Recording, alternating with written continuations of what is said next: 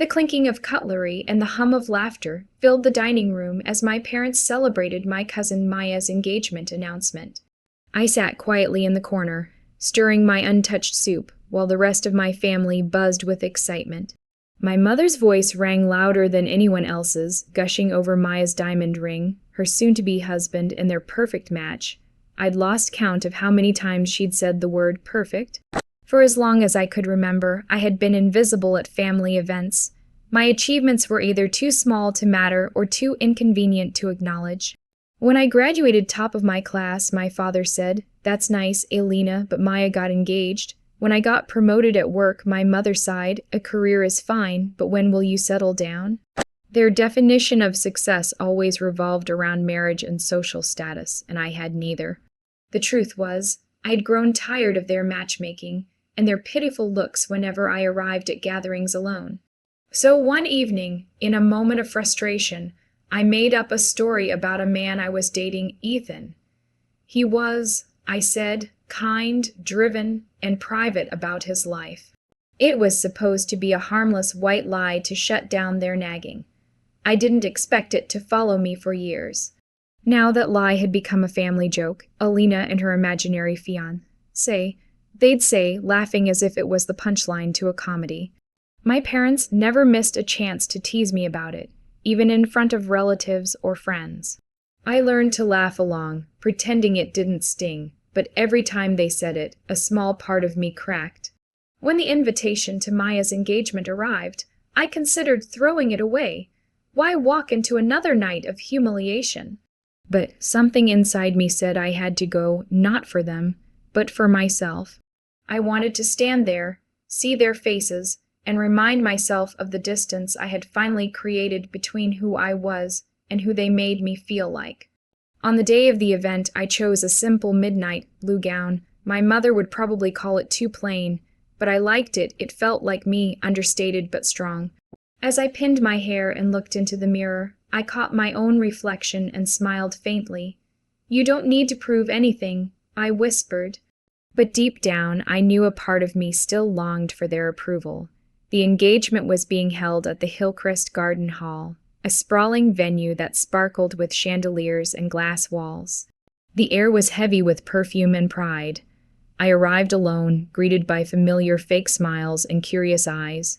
My mother, wearing her glittering gold sari, looked me up and down before saying, "At least you dressed decently this time." My father barely glanced at me. The evening unfolded in the usual rhythm: laughter, champagne, gossip, and that silent hierarchy that always placed me at the bottom. As I sipped my drink, I overheard my aunt whisper, "Poor Alina, still waiting for that invisible man of hers." My mother chuckled, loud enough for me to hear. "Oh, don't get her hopes up. Even her imagination gave up on her." Something in me froze, not from anger, but from clarity.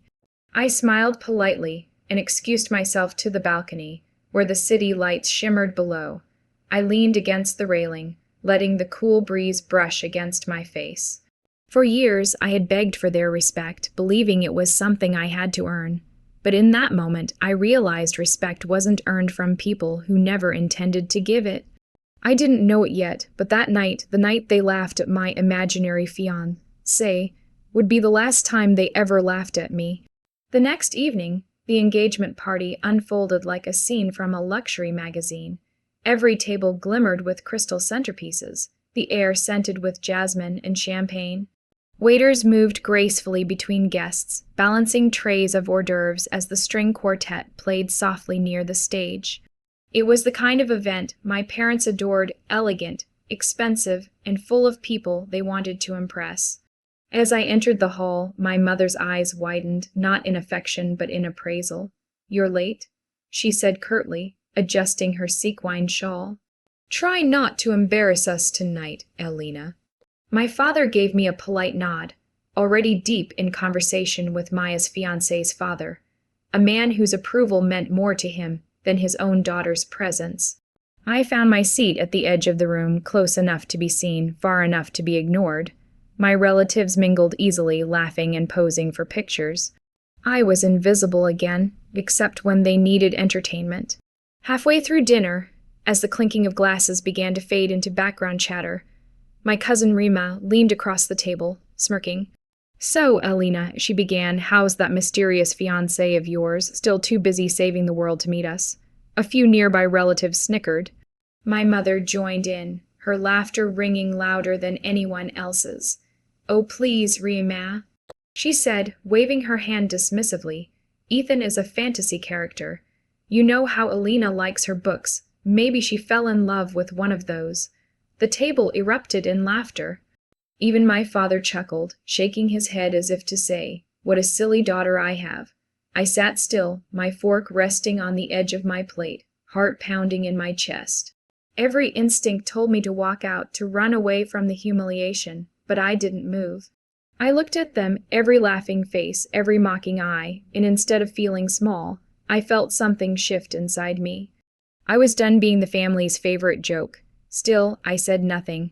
I simply smiled, the kind of calm smile that unnerves people because they can't tell what's behind it. "He's doing fine," I said softly. "He wanted to be here, but his schedule's complicated. Oh, I'm sure." My mother said between giggles, "Maybe he's busy flying his spaceship tonight." More laughter. Even Maya, the bride-to-be, gave me a sympathetic look that stung more than the mockery. Pity was worse than cruelty.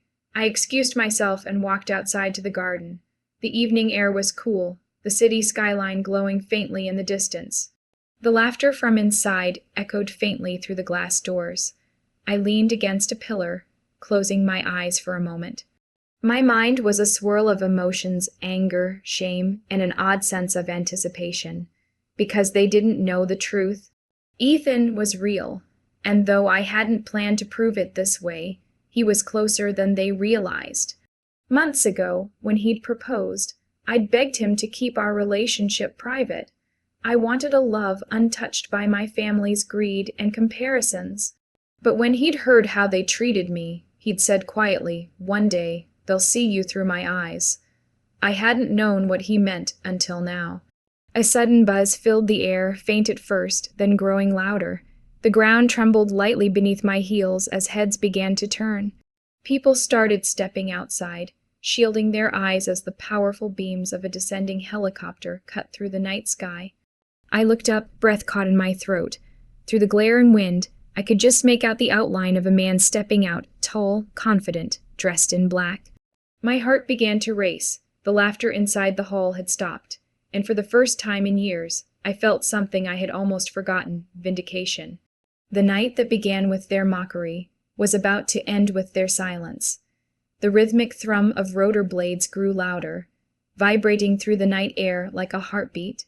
Every guest in the garden froze mid-conversation, champagne glasses trembling slightly in their hands. Heads tilted skyward as the sleek black helicopter descended slowly onto the open lawn of Hillcrest Hall. Wind swept across the tables, sending napkins and petals flying in chaotic swirls. I stood at the edge of the patio, my heart pounding against my ribs. The noise drowned out everything, the laughter, the whispers, even the music. For a moment, it was just me and the rushing wind. And then the door of the helicopter swung open. A tall man stepped out, his coat billowing behind him as he moved forward with steady confidence.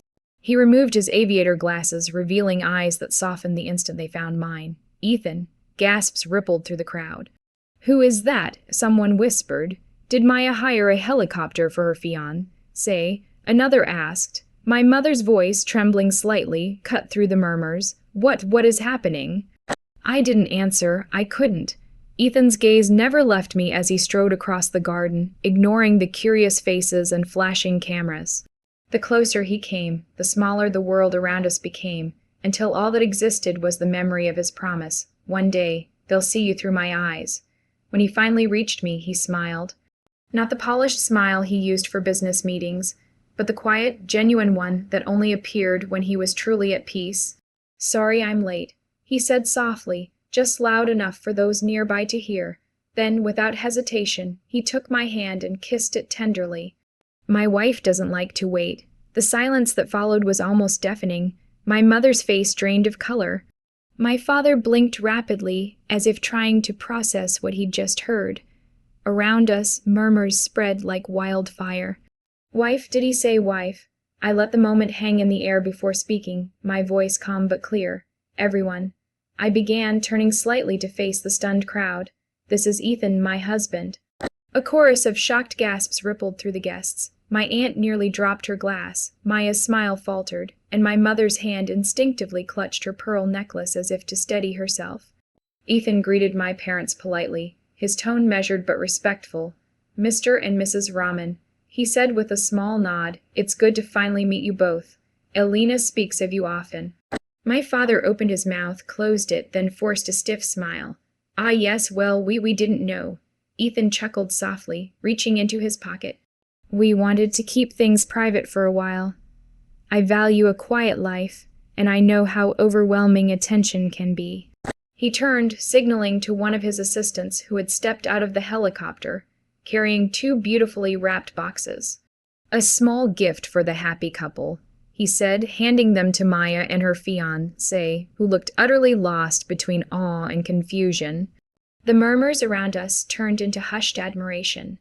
The same relatives who had laughed moments ago now stared at me with wide eyes, their whispers full of wonder instead of ridicule. Ethan's hand brushed mine as he leaned closer, his voice low. You look beautiful tonight? I met his gaze and smiled, the kind of smile that only comes after years of being silenced when you finally have nothing left to prove. Out of the corner of my eye, I saw my mother watching me, her face pale and unreadable.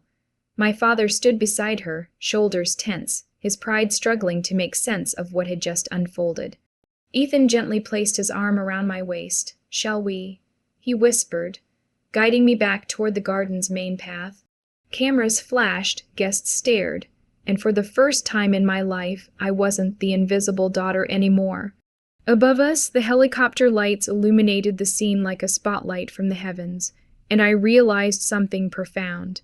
They had spent years laughing at a story they thought I invented, but the real story, the one I'd kept close to my heart, had just landed right in front of them.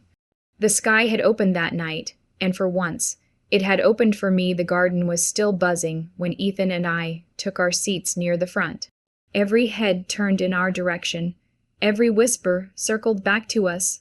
My parents sat rigidly at their table, their expressions frozen somewhere between disbelief and pride they didn't deserve to feel. I could almost see the questions spinning in their eyes. When did this happen? How did we not know? The master of ceremonies cleared his throat, trying to recover the event's rhythm. Ladies and gentlemen, it seems we have another reason to celebrate tonight.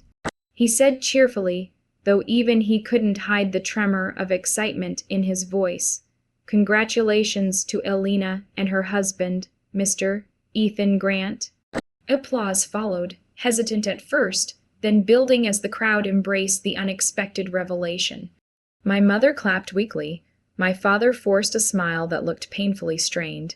Ethan stood, taking my hand as he addressed the guests. Forgive the unplanned entrance, he began, his voice smooth and confident. I was overseas finalizing a deal and didn't want to miss the chance to surprise my wife at this wonderful family gathering. Gasps of admiration rippled through the audience.